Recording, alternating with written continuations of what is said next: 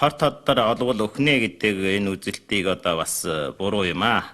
Зөв ойлгох ёстой шүү дээ. Хор тоддрын өвчин олсон хүмүүсийн өхөт бол 3 төрлийн асуудлууд байна л дээ. Нэгдүгээр нэг хэсэг хүмүүс бол шууд одоо айгаад өгчөж байгаа юм. Бас нэг хүмүүсүүд нь бол одоо айц зочирдсноос болоод өөр өвчнгүүдийн тэр хүндрээд одоо ингээд өгөх асуудал байна. Хамгийн сүүлийн нэг хэсэг хүмүүсүүд нь бол харин жинхэнэ хор тавдрын өвчнөөрөө одоо таал дуусж байгаа юм аа. За ингээд хор тавдрыг бол урьдчилан сэргийлж болох юм. Эмчилж болно. Ийм болохдоор олон хүмүүсүүд энэ талаар сайн ойлгохгүй айц зочирдож байгаа байхгүй юу. Тэгээд биеинд нь одоо маш их хэмжээний ургал үүсээд тэгээд одоо амь насыг нэвчлүүлж байгаа юм аа. Энийг ойлгох нь бол маш их чухал. Хор тавдрыг бол үнэхээр эмчилж болно шүү. Сэргийлж ч болно. За нэгдүгээр байдлаас нь бид нар үзье. Гэмт одоо хор тавдрын өвчин оллоо гэд ингээд сонсонгуудаа сэтгэлийн маш их одоо тийм муу энерги гэдэг юм уу, сэтгэл нь маш их хөдлөж бачимдад сандарж байгаа байхгүй. Энэ үед одоо цусан даралт нь өндөртөн тийм ээ. Биеийн дотор их хэмжээний одоо химийн бодис, даралтын гормонууд шүүрчлэн. За ингэнгүүт нь одоо хэрвээ одоо уулаасаа одоо зүрх цусан судас нь нарийсчихсан байсан болвол цусан судас нь атуурсан байсан байх бол одоо цаснаар хэрүү унж байгаа юм л да. Тэгээд улам байдлыг нь цаснаар хянуу унахаас илүү юм болж штэ. Тэгээд бүх үеийнхэн цусан судас нь агшаад цусан даралт нь өндөртөөд тэгээд зүрхнээ булчинд нь цус дутагдаад гэмт одоо өөхөх аюул тулгарч байгаа байхгүй юу. За энэ бол одоо гэмт өөхөх юм. Шууд одоо сонсоод өгсөн хүмүүсүүд байдаг штэ. За энэ байна. Хоёрдугаар шалтгаан нь бол одоо хор тавдраас одоо айгаа зочирдсноос болоод одоо мэдрэлийн системийн нөлөөлөд. За тэгээд мэдрэлийн системийн нөлөөлөхөд цаашаа эргээд дотоод шүүрлийн нөлөөлөө. Цаашаа эргээд одоо дархлагын систем, өвчнийг эсэргүүцэх системийн нөлөөлнө. Ингээд бүх биеийн доторх чинь бодисын солилцоон самууралд орж байна. За тэгээд хэрвээ цусан судас нь атуурсан байвал улам амархан цаашаа цусан судас нь одоо атуурах, бөглөрөх. За түүнчлэн одоо биеийн дархалгаанд буурахтаар олон зүйлийн өвчнүүд олох, өвчнийг эсэргүүцэх хүчин сэтэл нь буурах. Ингээд өвчнийг нь улам цааш нь хөгжүүлээд муу талд нь молгоод ингээд нэг хэсэг хүмүүс одоо өөр өвчнөр яг хор тавдраараа биш бас ингээд гүйл болчихж байгаа юм. За бас нэг хэсэг хүмүүс нь бол хамгийн сүүлийн хэсэг хүмүүсүүд бол жинхэнэ одоо хор тавдраасаа болоод хор тавдар чинь одоо ойр орчмынхаа эд эрхтнүүдийг нөлөөлөө тэгээд бүх эрхтэн дамжаа тэр эрхтнийх нь үйл ажиллагаагийг одоо доройтуулээ тэгээд одоо ингээд хор тавдраар амь насаа алдаж байгаа юм л да. Би энд нэг жишээ хэлье гэж бодож байна. Энэ хоёр хүнээ оншиг нь буруу хэлээд өгсөн. Нэг нь хор тавдар олсон, нэг нь хор тавдар олоогүй хүн. Хооронд нь солио хэлээ өгсөн чинь харин хор тавдар олоогүй хүн нь өгцсөн, хор тавдар олсон хүн нь харин амьдрцсан гэж байгаа байхгүй юу. Иймэрхүү жишээнүүд олон байд юм л да. Энд би бас нэг жишээ хэлье гэж бодож байна. Миний одоо таньдаг энэ солиотны эмнэлгээр оноо эмчүүд байна штэ. Тэр солиотой хүнд бас хор тавдар туссан штэ, мэдээж ойлгомжтой. Тэгээд тэр хүмүүсүүд бол яах ч хөөж байгаа байхгүй. Бүх биеэр нь хор тавдар тарцсан байхад гिचнээ жил ажигчгүй явж байдаг гэж байгаа. Тэд нар явна, даралт байхгүй, айхгүй. Тийм болохдоор хор тавдар олсон ч тийм амархан одоо өгчихгүй байгаа байхгүй юу. Тийм болохдоор энэ хор тавдрын тухайтай ойлгоод мэдээд түүнийг ялан давах ийм эрч зоргийг бий оруулах хэрэгтэй байгаа байхгүй юу. Хүнд бол их хэмжээний тийм одоо нууц хүчин чадал байна. Тэгээд маш их том одоо энэ дархлагын систем байна. Эднэрийг бүр сэрээж болох болцоотой. За тэгээд өөрөө өвчнийг ялан давна гэд зоригтой сүстэй байгаад дээрээс нь эмчтэй сайхан хавсралцал. Тэгвэл одоо энэ өвчин чинь бол өөрөө эдгэрж болно. Ерэн сэтгэл санаагийн зөв тавиад өөрийн зөв хөтлж авч яваад эмчтэй сайхан одоо хавсарцах юм бол хор тавдарч гэсэн эдгэрч өвчин биш шүү дээ. Энийг их ойлгох хэрэгтэй байгаа юм. Бид нар одоо хүний биеийн талаар нэг ойлгож үзье л дээ. Бид нарын одоо энэ сэтгэл санаанаа энэ хувирал гарах үед сэтгэл зүйгээс болоод уурга тархины төвд өөрчлөлт оруулдаг тийм ээ. Ингээд зарлиг буруу гарах юм уу? За ингээд нөлөө цаашаа нөлөөлөх дээр мэдрэлийн системийг нөлөөлөөд дотоод шүүрлийн булчиргаа нөлөөлөөд дархлагыг нөлөөлөөд цаашаа улам ахихтараа л одоо ингээд бүх биеийн эрүүл үйл ажиллагаануудыг нөлөөлөөд ингээд дархалгаа муудаал амархан өвчин олж байгаа байхгүй юу. Энэ одоо олон судалгаанууд байна л да. За хүн одоо онцгийн их тийм уураж, хилнэх, бачимдах, одоогүй бол их гутарж, зовх үед бол хүний биеинд одоо өөрийгөө эрүүлжүүлдэг энэ иммунитийн эс болвол яанаг бол 180%. 80%-аар ингээд доройтлын байдалд орж ирдэг. Дархалгааг эсэргүүцэх хүчин чадал 80% буурдаг гэж байгаа байхгүй юу. За тэгэх юм бол одоо энэ төвнөр барахгүйгээр хүний биеийн дотор маш их хэмжээний одоо чөлөөт бүлэг, хорт бодис, за чанагшлуул цаашаа одоо хүн маш амархан хөгшрөх, өвчлөх ийм олон зүйлийн шалтгаанууд үүсэж байгаа юм л та. Одоо энэ эмнэлэг дээр бол ийм илрэл зөндөө л байдаг юм. Яагаад гэвэл энэ хөмсүүд, хорт хавдар олсон хөмсүүд хорт хавдар олгынхаа өмнө нэг хэсэг хугацаанд 1-2 жилийн хугацаанд ч юм уу маш их сэтгэлийн даралтай, маш их гуйдгарсан, зовоорсон байдаг л дээ. Ийм байдлаас болоод одоо хүний энэ хорт хавдар олох нормыг дээшлүүлж байгаа байхгүй юу. Одоо хүний биеийн дархалгаагийн систем гэдэг бол маш их тийм нарилэг бүтцтэй, маш их чадaltaй юм цэрэг анги юм. Тэнд бол одоо чухам бум төмөн цэргүүд байна. Тэнд бол одоо өвчнийг одоо бактерийг иддэг эсэн байна. Тэрийг баж уйдаг, уусгадаг одоо бодисууд байна. Олон их ийм цугаараа ийм хүчин чадалтай. Хэрвээ түүнийг одоо нөхцөл боломжийг нь бүрдүүлээд өгөх юм бол тэр бол маш бүрэн төгс цэрэг анги байхгүй юу. Гэвч одоо бид нарын сэтгэл зовох юм уу, малан зүйлийн одоо нөхцөлийг нь бүрдүүлэхгүй. За шимт хичээлийн нөхцөл байна, биеийн нөхцөл байна. За дээрээс нь одоо уурал шилнэх юм уу, гутар зовох үйлдэ чинь энэ цэрэг ангиэл гарч ирэл дайн хийхээр явахтаар чинь дээрээс удирдах газар нь буруу тийш нь удирдах юм уу, удирдлагын нөлөөлөд байна шүү дээ. Дахин ийм явдал болоод байхтаар чинь тэгээд одоо нэг өвчнээ голомт чинь ихсээд ямар ч хүчтэй цэрэг байсан ч одоо хүчрэгдэхгүй хэмжээнд хүрчихэж байгаа байхгүй юу. Ийм болохдоор бид нар өөрийг нь зөв хөтлж авч явна гэдэг бол маш их чухал юм байна л да. Ер нь бол сэтгэл зүй бол одоо хүний биеийн дархалгааг бол одоо шууд нөлөөлдөг. Энд одоо олон зүйлийн судалгаанууд байна л да. Хүний биеийн дотор одоо өөрийг нь одоо эрүүлжүүлэх одоо тэр хорт хавдрын эс ч юм уу гаднаас ирсэн одоо тэр бодисуудыг шууд алдаг, устгадаг эсүүд бол одоо бидний сэтгэл зүйтэй шууд холбоотой байдаг. Энэ судалгаанаар бол ингэж байгаа хүний биеийн дотор бол одоо тэр алах чадвартай эс кин гэдэг эс бол ерөөсөө л одоо сэтгэл зүйн дотор бол шууд холбогдолтой. Хэрвээ хүн 20 минут л баярлангүй байх юм уу одоо тийм хөөрлийн байдалд байхад бол энэ эс бол шууд нэмэгддэг. Энэ бол судалгаан дээр баталсан байгаа. Дээрээс нь бол одоо энэ хүн ингээд гутарж зовох юм уу, ийм үү дайсных юм уу, ийм байдлын үед бол лимбагийн эс чинь бол шууд уруугаан ундаг. За ингээл одоо ойлгомжтой шүү дээ. Энэ дархалгаа чинь муудах, сайдрах гэдэг чинь энэ дөр бол шууд илэрхээ одоо батлагдсан байж идэг. Тийм болохоор бид нар одоо энэ хэрвээ одоо хорт хавдар болоод гунж утар бол одоо аюул болох гэдэг байгаа байхгүй юу. Тиймээс бид нар өөрийнхөө үзэл бодлыг өөрчлөх хэрэгтэй. Бид нар өөрийгөө зөв жолоодох хэрэгтэй. Өвчнийг ялан давах сэтгэлийн тамиртай, ийм зоригтой байх хэрэгтэй. Тэгээд хэрвээ одоо та гутар зовоод байх юм бол одоо энэ системууд чинь ажиллахгүй болж байна шүү дээ. Тэгээд одоо энэ ботегийг заавал одоо олж харах хэрэгтэй шүү дээ. Хэрвээ та одоо энэ зөв ойлгоод одоо гутарсан дээрээ, зовсон дээрээ, яасан дээрээ бодит байдлыг өөрчилж чадахгүй. Тийм болохоор за яг уу энэ өвчнийг хүлээж авах хэрэгтэй байхгүй юу? Хамаагүй миний биед нэгтэй миний эс өөрийн эрүүл эс хуврал одоо хорт хавдар болсон юм байна. Гаднаас гүгээд ороод ирсэн юм биш. Гэвч юуныг ялан давна гэж бодох хэрэгтэй. Дээрээс нь одоо хэдийн хугацаан амьдр хүн болгон л өгөхөөс цааш одоо юунд нь тэгтэл их утраад байх уу? Давна гэсэн бодлыг л заавал гаргах хэрэгтэй байхгүй юу. Тэгээд одоо өөрийг зөв тийш нь хөтлөө тийм ээ. Өөрийнхөө одоо энэ байдлуудаа найз нөхдөд ярьж болно, уул хангайдаа ярьж болно. Ингээд авч хаях хэрэгтэй. Тэгээд өөрийг хэдийн хэмжээнд л одоо зөв ав хөтлж авч явна. Хэдийн хэмжээгээр таны өвчнийг эсэргүүцэх хүчин чадал чинь сайн болох ёстой байхгүй юу. За тэгээд хэрвээ одоо энэ өөрөө хэрвээ тэндээ одоо үнэхээр ганцаараа гаргаж чадахгүй бол манай сурвалжлагын төвөд ирж болно шүү дээ. Манай энд чинь бол хүн болгоныг хүлээж авна.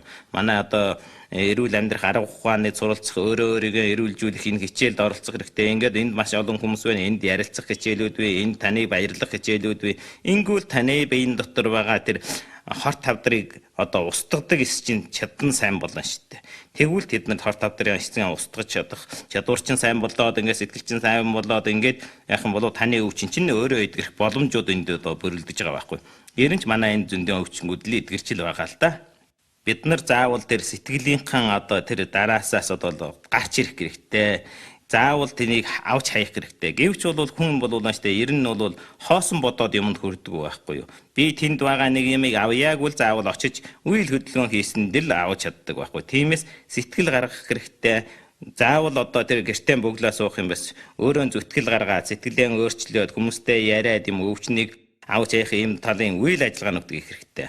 Жишээлбэл манай энэ хичээлд суралцах юм бол та энэ дэрснээрээ таны сэтгэл чинь одоо жинхэнэ үйл ажиллагаа хийж байгаа байхгүй. Таны сэтгэл чинь өөрчлөгдөнө. Энд олон хүнтэй танилцсан, олон хүнтэй ярилцсан тийм ээ өөрчлөгдөж болж.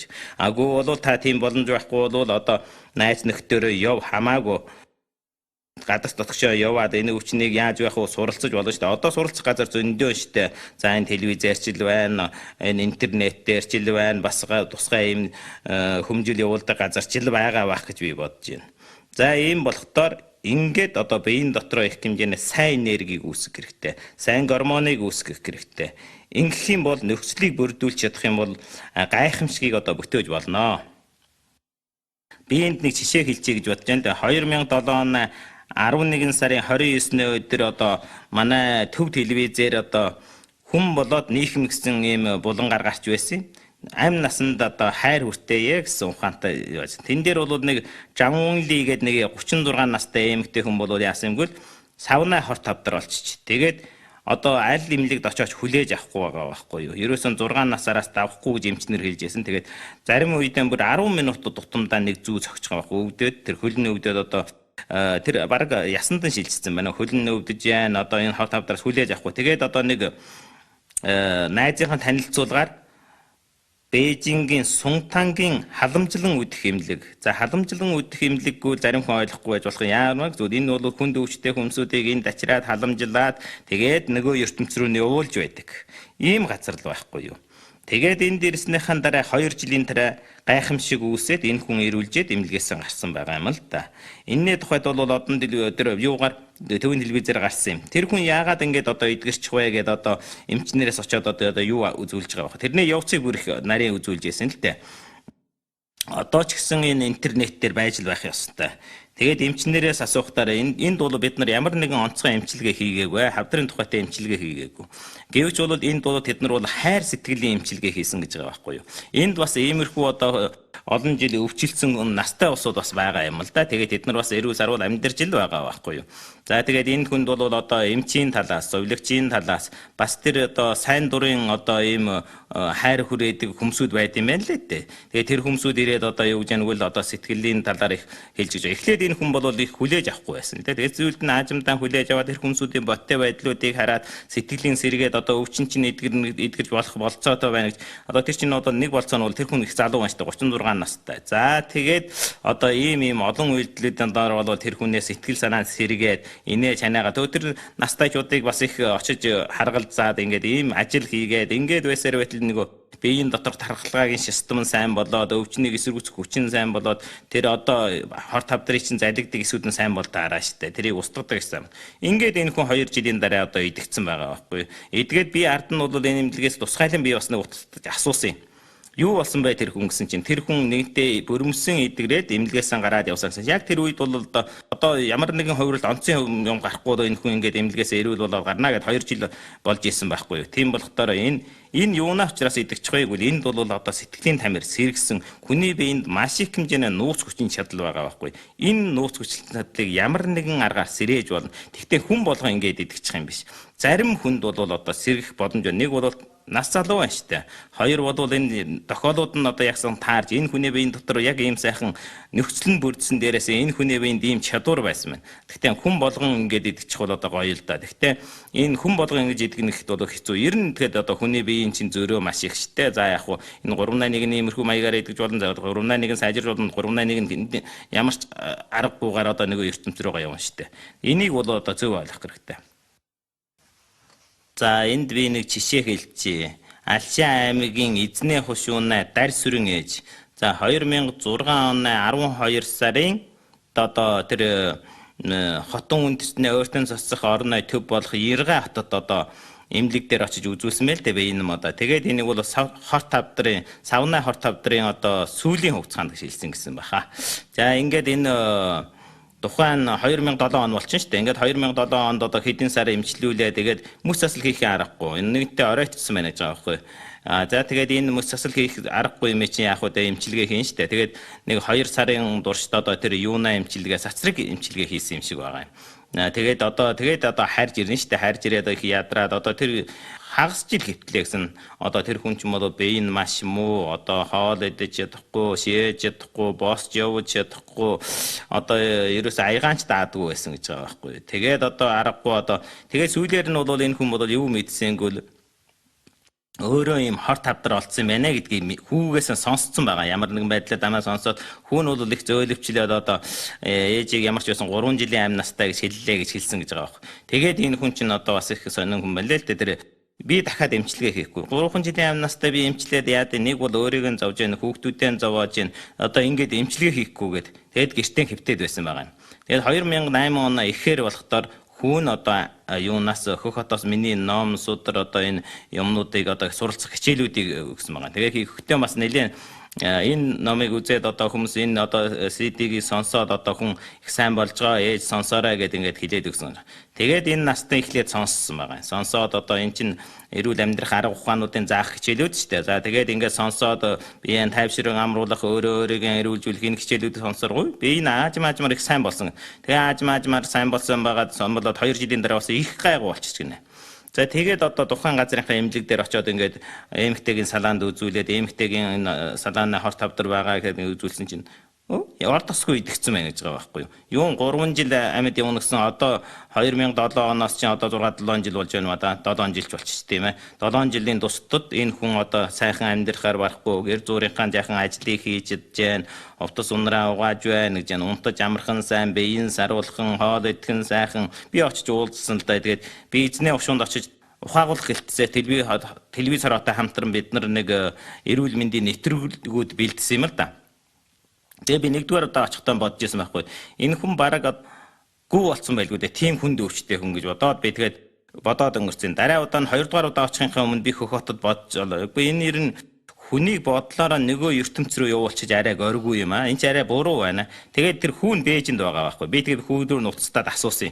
Танай ээж чинь одоо сайн байна уу? Юу болсон бэ гэсэн чинь манай ээж чинь одоо таны тэр хичээлээ суралцаа байгаад эдгэрсэн зөв зүгээр байгаа шүү дээ. Тэгээд би дараа удаа очихтаа тэр юуна ухаалах хэдсийн дарагтай уулзаад за би нэг хүн миний хичээлийг сонсоод их сайн болсон гинэ гэсэн чинь тэгвэл би телевизороноос одоо сурвалжлагч томилч чи очоод тэрийг нэг харж үзээ тэгээд бас нэг яг болж өгөл нэг шингээлт хийгээд ирээ гэсэн. Тэгээ оцсон тэгээд тэр настай ээж бол их баяртай байсан л дээ бид хоёр яриад ингээд шингээлт хийгээд тэгээд тэр одоо 6-7 жил тэр хичээлийн суралцаа сонсоод байж байгаа. Тэгтээ өдөр сонсдоггүй нэ. Одоо бол эхлээд бол өдөр сонсдог байсан эхнээ нэг 2 жил. Одоо бол тэгээд баян бас эндээ сонсоод ингээд байж гин гэж байгаа байхгүй. Одоо тэгээд маш их сайн байна лээ тэр их сайхан ярьдаг болсон их гоё байна л би тэгээд бас их баярлсан л да. Тэгэд энэ боттой шингээлт байгаа. Энийг одоо бас үзэж болно шүү дээ, тийм ээ. Энэ бол боттой юм бол боттой юмтай. Гэвч бол энэ хүний өвчнийг эдгээс нь миний гавьяа биш л дээ. Би зөвхөн энэ хүнд ямар үйлдэлийг үзүүлж байгааг сурах эрүүлжих арга замыг зааж өгч байна. Би зөвхөн нэг туслах эмчилгээ төдий юм. Гэвч хамгийн гол асуудал энэ хүн өөрт нь байгаа байхгүй юу? Энэ хүн энэ хичээлийг сураад одоо өөрийнхөө хоолтоос өсвөлээ сэтгэл зүй өсвөлээ олон зүйл дээр одоо энэ чинь өөрийгөө зөв хөтлж авч яваа. Тэгээд энэ хичээлээс сайн сэтгэл зочрол аваад сайн энергийг үүсээд өөрийнхөө нууц хүчин чадал, даалт хүчин чадлыг л одоо сэрээж байгаа байхгүй. Ингээд сэрээд ирэхтээрээ энэ хүн өөрийгөө зөв хөтлж аваа, зөв эмчилгээ зөв болоод одоо өөрийгөө эрүүлжүүлж штэ. За тэр дээдлийн хэлсэн энэ Бээжингийн ясан Жаунли гэдэг эмэгтэйч бүр адилхан. Тэр өөрийгөө зөв хөтлж аваад ингээд сайн болохдоо зэрэг өөрийнх нь нууц хүчин чадал нь сэрээд ингээд сайхан өвчин эдгэрж байгаа байхгүй. Ийм болохдоор энэ арга замыг би бол энэ нийтлээ бол олон жил юм хийж байгаа л да. Тэгээд ингээд хүн эрүүлжиж болд юм байна гэдгийг бас энд хэлхийн тулд энэ 2 шишээгийг оруулсан юм аа. За баярлалаа баяртай.